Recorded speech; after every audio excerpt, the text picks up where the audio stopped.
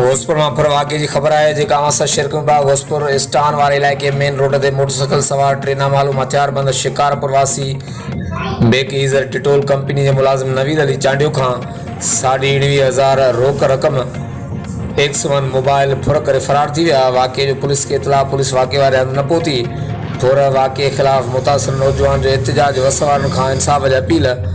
ॿिए तरफ़ फुर वाक़े बाबति नौजवान जो छा चवणु आहे अचो त हुनजी ज़बानी ॿुधूं था।